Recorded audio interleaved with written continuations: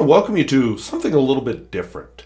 I had a comment, well, it was today, November 7th, for whatever that's worth, but it's on one of my very old reviews, which was of my very first expensive fountain pen, which was the Pilot Custom 383. I'm sorry, 823. And just asking me, do you still have it and so on, it got me to thinking. I've reviewed a lot of pens. I don't have them all. In fact, in celebration of Fountain Pen Day, I just gave away a bunch of fountain pens and bottles of ink. So, but there are some that I have kept. Some I've sold over the years and so on. So I thought it would be fun just occasionally to revisit an old friend that I still have. The pens I may not have liked, unless I changed my opinion of them, I probably no longer have. This one I have. So this is the Pilot Custom 823. Now I left this one partly unfilled, and I'm trying something different with the light, and I'm hoping it works, and it seems to be working. So you can see an important piece of the workings right there. This rod up the middle is actually connected to kind of a conical piston down here. And what it does, there's a wider section in the barrel right here where the piston releases. So what you do, and I can't do this with ink in it or I will have a mess, but you unscrew this and you draw this back. Then, when you push it down, that pushes air out. And you would hear it bubbling as you're pushing it down until it gets here. Meanwhile, the section behind has been evacuated. So when you put it in the ink and it reaches this wider part, air pressure being greater on the ink in the bottle forces the ink up into the pen. And you get a fill about like this, maybe a little bit more if you do a second fill. There's a nice trick which I talked about when I did my original review, which is fill it like this, the way I just described, then pull this out, turn the pen upside down, push the piston in until the ink is right about here.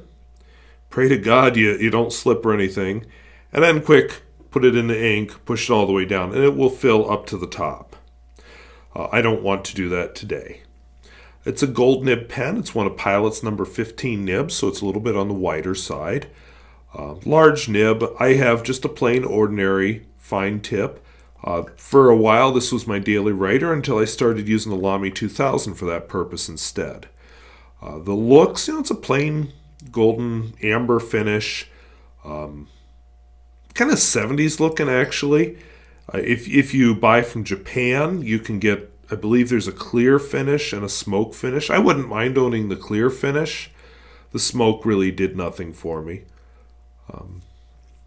Very quality feel to it. In fact, the only real trouble I've ever had with it is with Noodler's Black, which used to be my EDC ink. As I would write, the bubbles would come up from the feed, fill up right there, and no ink would get into the feed, and then the feed would be starved and it would quit writing. And I never solved that except by switching inks. You can take this nib out. I had thought at one point about replacing this nib and putting in I have a Falcon nib I thought about putting in, but in the end I like this pen as it is. One quirk, while you're writing, you do need to unscrew this knob. What that does, there's a feature down here, it pulls this piston back slightly so it doesn't seal so the ink can get around it. Some people have elected to go in and remove that. I like it. It doesn't bother me to unscrew this a little. So all in all, a very nice pen, very quality feel. I will cap this near the microphone so hopefully you can pick up a little of the sound. It's just a very quality writing instrument. That said, it's a pricey writing instrument, and would I buy it again? Yeah. I would be very sad if something happened to this pen. I really like it. I do not use it as my everyday carry. Like I said, the Lamy 2000 replaced that during the school year. It's just a less noticeable pen. And I really like the Lamy 2000, let's just be honest. So this gets its turn in the summer when I'm at home more. If I'm traveling out of the house, I'm more likely to carry a Kaweco Sport in the summer just because where I go. I took some classes last summer, and this was the pen I took my notes with.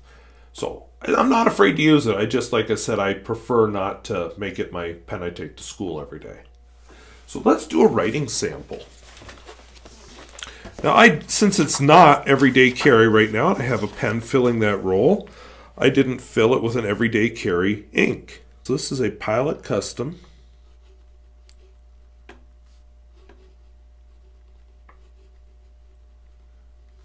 .823, and I have a fine nib in it. So let's zoom in a little more for now. For the rest of the writing sample, I'll zoom back out again. The ink in this, of course, is KWZ Quizzy Iron Gall Gold ink, which is a rather attractive ink, I think. So one of the first things people always ask is, what's the flex like? Well, this is not a flex pen. Yes, I could put a Falcon nib in it. That said, it has some line variation. It's very smooth. That's about as far as I will push it, because when you push pens too far, they go eep, and they don't come back. Let's see here. We'll do some wetness and flow.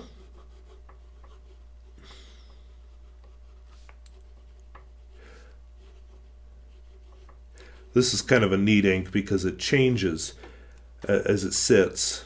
You might notice it starts out kind of a nice golden color, and then as it dries, it goes to a very dark color.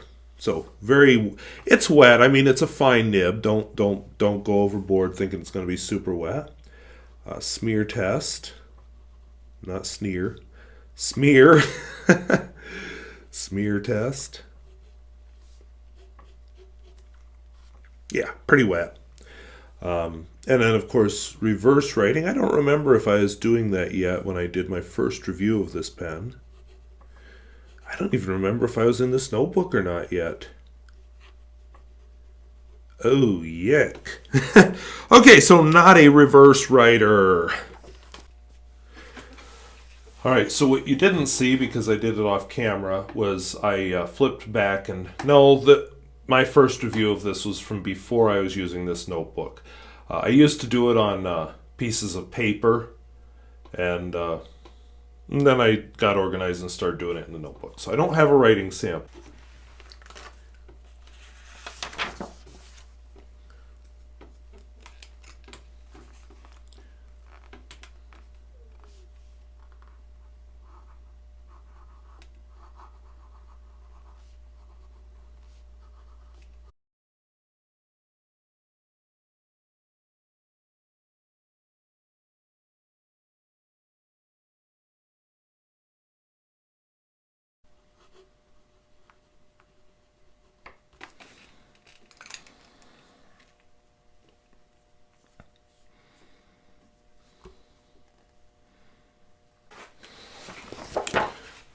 So we'll see how many creationists and climate change deniers I can piss off with that quote.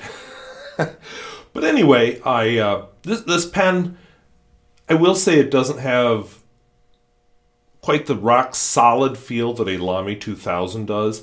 This pen has, and I suppose it's the bounce of the nib, because I've noticed that on other pens like this. Lamy 2000 has that semi-hooded nib, so it's just a more solid feel with the paper. That said, comfortable pen to hold. I realized as I was writing that I kind of have my table at the wrong angle, so I'm going to readjust that before I film my next review. So I was a little uncomfortable filming that, and I can see it in my handwriting. But yeah, would I buy this pen again? Absolutely.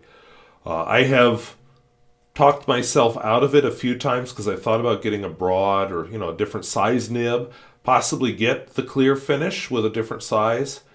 It's on my list of pens that I wouldn't mind owning another one. So I will put a link to my earlier review of this pen, and you can see how my opinion has changed or not. I intentionally did not rewatch it before filming this, so you could get my opinion now without my opinion then. I will watch it after this, But anyway, I hope that was interesting. Hope it was useful. And maybe you'll look back at one of my earlier reviews. I do remember that I was losing my voice during that review, and for some reason felt like I had to film it anyway. So anyway, hope that was useful. So we'll see you later. Bye-bye.